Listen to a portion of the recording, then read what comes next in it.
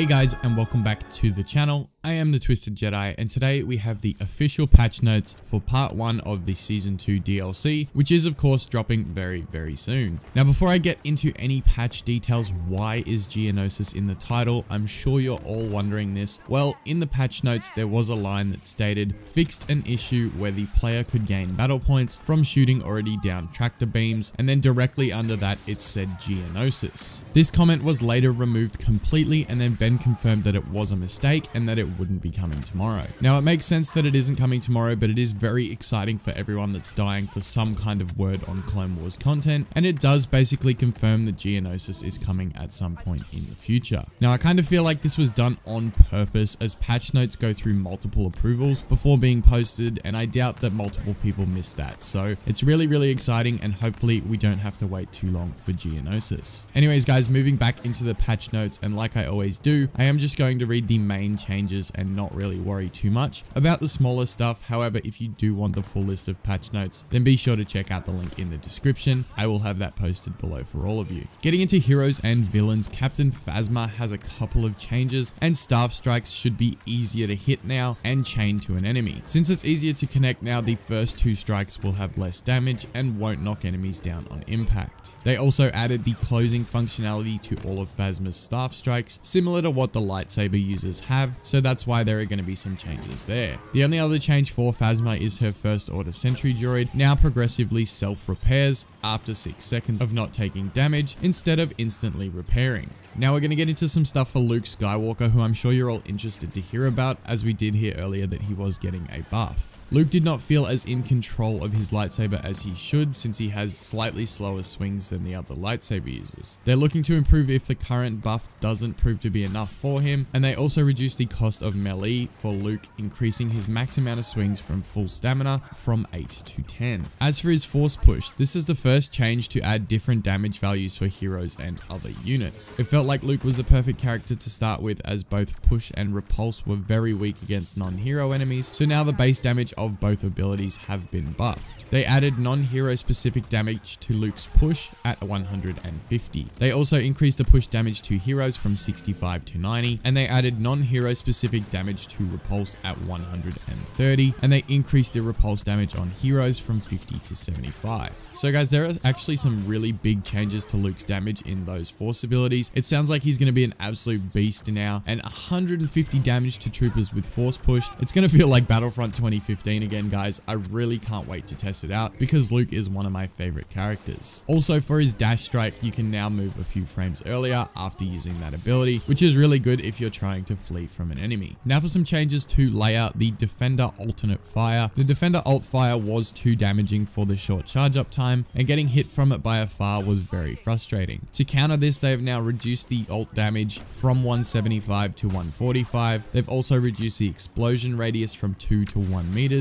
and the targeting angle from 3.5 to 2 degrees. Lastly, Leia will now also receive the proper amount of health for the Rebellion star card. I'm really glad they fixed this, because it was getting kind of annoying being sniped across map from Leia's alternate fire. Now for Emperor Palpatine. Palpatine's sustainability was way too high with both his health regeneration and the lightning absorption star card. His health regen was higher than melee characters, and for a ranged character, even if closer than blaster users, that let him not care much about taking damage. To fix this, he now has reduced health regen from 300 to 250, and as for the lightning absorption star card, the health regeneration on the lightning star card was too high, especially when hitting groups of troopers. Reduced amount of health regeneration by the lightning absorption star card by 5 on all rarities, which probably doesn't sound like much, but I'm sure there will be some people making adjustments. On top of this, his dual hand lightning had the same angle as the single hand one, and it was way too easy to deal heavy damage on enemies without having to target them. They have now reduced the targeting angle from dual hand lightning from 14 to 10. Now just the one change for Lando Calrissian, and it comes to his X8 Night Sniper. Pulling the trigger on the X8 was quite high for a light pistol. They've now reduced to give a weapon weapon a lighter feel on consoles, and they reduced the trigger from 70 to 50%. Han Solo with just the one change as well, and it will be now that he does not throw multiple detonite charges when being hit by a lightsaber user. Iden gets just the one change as well, and the shield sustain star card now activates for the proper amount of time, and sound properly overplays when dodging again. The next section is for all lightsaber users in general. They have fixed an issue where lightsaber wielding heroes could damage a deflecting hero while attacking from the air. Now lightsaber heroes will get staggered when attacking a deflecting character while airborne. As for lightsaber damage, with the short damage delay, lightsaber attacks felt better for the attacker but not for the player receiving the damage. There will be increased delay in an attempt to get the best results for both players, and lightsaber damage delay will move from 0.06 to 0.09 seconds. Hopefully that doesn't mess things up too much, guys. I really hope that it still feels smooth and secure like it has been. I really want perfect lightsaber combat at some point in this game. Getting into classes, special units, and vehicles, they are aware of the stun locks from lightsabers and wanted to make the dodge stronger without making it as OP as it was before. With this change, they are first unifying the dodges. Some characters like Yoda didn't have the same speed and distance for their dodge, and it put them at a higher disadvantage. All of the dodges for Force users are now similar, and all dodges for blaster users are the same. The unified dodge length for Force users now is 5.5 meters, and dodge lengths for blaster wielding characters, including troopers, are now 4.75 meters. That's cool because I think Yoda dodging side to side is going to be awesome now. He's so powerful in the Force, he should be able to jump side to side 5.5 meters. So like, interesting to see how that's going to change and how it's going to play out. As for the Flame Trooper, they fixed a visual issue with how the Flame Trooper's flame grenade was exploding, and using the Fortify ability will also now no longer disable idle animations. Getting into game modes and locations, there were a few game mode changes like I said earlier. If you want to see those, read the full patch notes. They will be just below, but I just wanted to mention the main changes. Now for heroes vs villains, they have fixed a problem where both factions spawn in the same spot on the Death Star, and they fixed an issue where rebel heroes spawned outside of the combat area also on the Death Star. Now this is a good step in the right direction, and I hope they realize this needs to be fixed for Takodana as well, because I'm sick of spawning in the same spot of everyone and getting absolutely mauled by 4 people. Only minor changes to Starfighter Assault, so definitely check the patch notes for those as well. And with the reintroduction of Ewok Hunt once again, we have a lot of fixes. They've fixed an issue where the shuttle did not touch down on the ground. Also the respawning of the player when restarted outside of the combat area. They also fixed a problem where players wouldn't respawn as an Ewok after being killed by a trap. And finally, they fixed the incendiary grenades, which would sometimes not light up the surrounding area. They also tweaked the flashlight to make it easier to see pickups, and fixed an issue where the Enforcer's star cards would appear when spawning as an Ewok. And on top of all of this, the time challenges will now be shown in the end round screen. Just a couple of location changes as well, and be sure to check them out in the patch notes. I'm going to get into the general changes now. And appearance. When Luke is wearing his Hoth appearance, the weapon icon will now showcase the proper lightsaber. They also polished the Aqualish appearance and Kylo Ren's scarred appearance. There were a lot more fixes for milestones and challenges, so be sure to check the patch notes for those, most of which are really not too noteworthy, and some general bug fixes are in there as well. So guys, these are all the changes for this patch. Obviously, we are also getting Jabba's Palace, as well as the new game mode and skins added tomorrow. So I'm really excited for that, and I'm also interested to see how the lightsaber heroes play, specifically Luke Skywalker with that massive damage buff he's getting. So I really